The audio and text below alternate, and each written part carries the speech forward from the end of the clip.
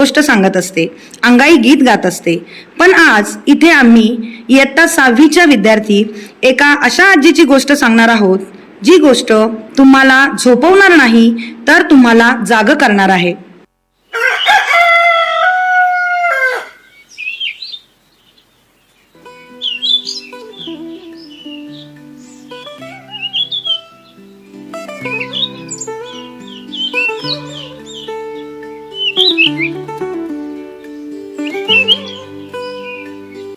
अगं ए माझ्या पिट्टी उशे, किती धावशील ग? खुशा, तुझ्या आईला देवाने एक्स्ट्रा बॅटरी लावून पाठवले वाटतं. दिवसा शेतात काम आणि मग घराचं काम. आई अगं थांब की, कधीतरी दमानं घे. अहो आई, आकाशातला सूर्य सुद्धा रात्री आराम करतो. तो पण हल्ली जरा उशिराच डोळे उघडतो आणि आई त्याच्या आधीच तयार असतात. बघितलं, ऐकत सुद्धा नाही. अहो आई, तुम्ही बसा, मी आल्यावर सगळी कामे करते. ताण तणाव, काळजी, चिंता हे जन्मलाच आपल्या मागे लागेल असतं. अशा वेळी धावत सुटायचं, इतक्या जोरात धावायचं की हे सगळं आपल्यापर्यंत पोहोचूच द्यायचं नाही. अगं इथं पण लागलंय. अहो काय करताय, पोरं आहेत ना. खुशा, नशीब आपण दोघं सेक्युरिटीत काम करतो. आपलं काम बसल्या जागेवर असतं. पोलिसात असतो तर ह्या बाईनं आपल्याला दिवसभर धावायला लावलं असतं. चला घेतो आवरायला. आई ग. अहो ऐका ना, तुम्ही डबा घेतलाय का? वय वय मालक मालक काय होतंय तुम्हाला? अगं पाणी आण ग. वय आलेच. मालक काय झालं मालक? तात्या काय होते तुम्हाला? अरे थांबा, काय नाही झालं मला. जातो मी कामाला. पण अहो ऐका ना, नका जाऊ आज कामाला. तूच बोलली होतीस ना धावत सुटायचं.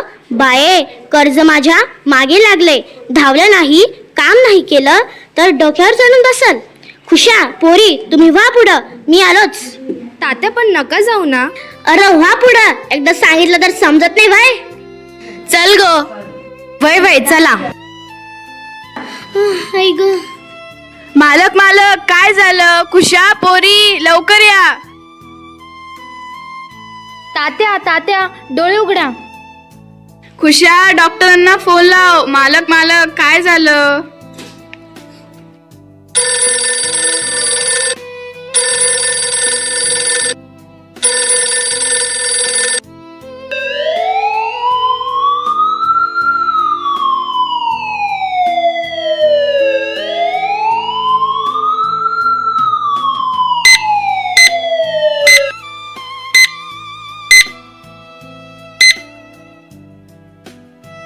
लता ताई.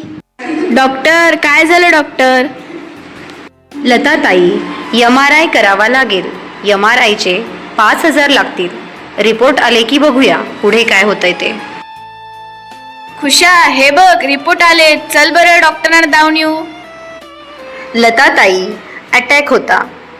ऑपरेशन करावं लागेल. ऑपरेशनसाठी किमान लाखभर रुपये तरी खर्च येईल. डॉक्टर पैसे जरा जास्त होत आहेत. लता ताई, मी आधीच कमी करून सांगितलेले आहे. बघा, ठरवा काय ते आणि कळवा मला. काय बोलले डॉक्टर? अहो काय नाही व, BP का DP जरा वाढलेला. काय नाही, आराम करायचं सांगितलंय. अटॅक होता ना, ऑपरेशनचे 1,00,000 रुपये तरी येतील. माहिती आहे मला. सेक्युरिटीत काम करतो, कान नेहमी उघडे असतात.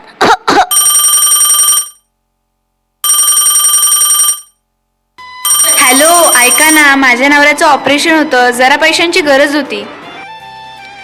अहो नाही जमणार लता ताई. आता तर तुम्हाला 50,000 रुपये दिले होते. आता नाही जमणार. सॉरी, नाही जमणार. खर्चच खर्च आहे हो लता ताई, तुम्हाला कुठून देणार पैसे? अहो लता ताई, यावेळेस नाही जमणार. मागच्या वेळेस तर दिले होते ना. सॉरी, यावेळेस नाही जमणार. एवढी बार नाही जमणार लता ताई. मला माझ्या मुलांची फीस भरायची आहे. सॉरी लता ताई, मी आणि ही दिवस रात्र काम करू. अहो आई, पण पैसे जरा जास्त आहे, कुठून जमवायचं? आई, हे घ्या माझे दागिने, याची ही काही मदत होईल. काय बी झालं तरी हारायचं नाही.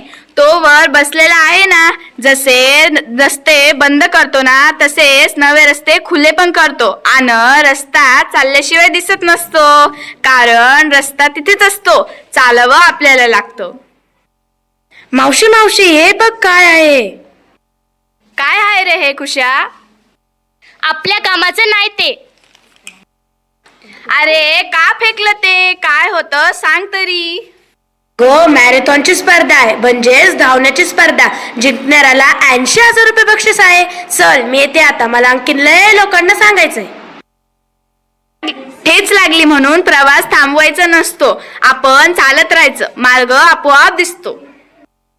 अगं पण तू ह्या वयात धावणार कसं? आठवतंय का? धावत्या एसटीला पकडायची मी, आणि तुम्ही नंतर मागणं यायचा आणि म्हणायचा, अगं माझ्या पिट्टीवशे किती धावशील ग? आता तीच पीटी उषा धावणार. माणसाच्या पायात दम असला की कोणापुढं हात पसरायची वेळ येत नाही. तुमची तीच पीटी उषा धावणार बी आणि जिंकून धावणार बी.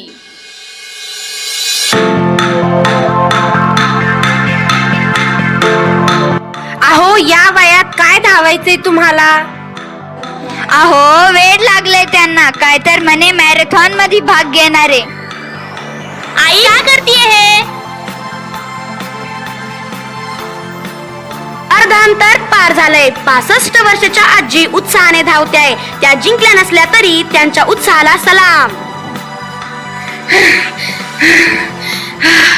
नाही होणार माझ्याच्याने, नाही होणार माझ्याच्याने, नाही होणार आता. अय माझी पिटूषा, ठेस लागली की वाटा बदलायच्या नसतात, आपण धावत राहायचं, मार्ग आपोआप दिसतो.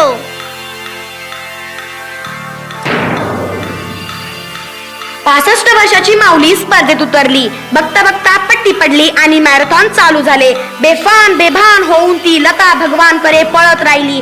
आजवर रोजच्या रोज सराव करणारे धावपटू पळतायत. त्यांच्या बरोबर पळते 65 वर्षाची नऊवारी घातलेली, काष्टा नेसलेली लता भगवानकडे. डोळ्यापुढे फक्त नवरा दिसतोय. त्याच्यासाठी पळायचंय, त्याला वाचवायचंय, त्याला जगवायचंय. त्यामुळे आपण जिंकलंच पाहिजे आणि जिंकलंच पाहिजे, दुसऱ्या पर्याय नाही. बेफान बेभान पळते. अहो, आतापर्यंत पळाली होती रानात जनावरांच्या माग, आतापर्यंत पळाली होती संसाराला ठिगळं लावताना आणि संध्याकाळचे 2 घास कमवताना. अशी मैदानावरती कधीच पळाली नव्हती, पण आयुष्य आता पळायला लावत होतं. बेफान बेभान पळत होती. अखेर आवाज झाला, स्पर्धा संपली आणि या मॅरेथॉनची विजेता ठरली 65 वर्षाची लता भगवानकडे.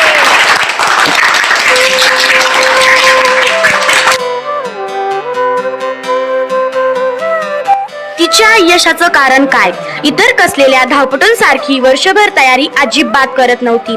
त्या मैदानावरील खडे टोचू नये म्हणून तिच्या पायात स्पोर्ट शूज अजिबात नव्हता. साडीचा कासोटा पायात अडकून आपण पडू की काय अशी भीतीही तिला अजिबात नव्हती. धावपटूंच्या तुलनेत आपण जिंकू शकू का असा प्रश्नही तिच्या मनात नव्हता. आपण आधी कशीच पळालो नाही हे देखील तिला पळताना आठवलं नाही. तिला फक्त आठवत होता नवरा, तिला फक्त आठवत होता त्याचा आजार. जिंकण्याची तीव्रता एवढी मोठी होती ना की ती तीव्रताच तिला जिंकवून गेली. तुमची जिंकण्याची तीव्रता किती आहे यावर तुमचं यश अवलंबून असते. पाण्याच्या आत बुडल्यावर श्वासाची शरीराला जितकी गरज वाटते ना, त्या तीव्रतेने यशाची गरज तुम्हाला जेव्हा वाटेल तेव्हा यश तुमच्या दारात हात जोडून उभे राहील. धन्यवाद.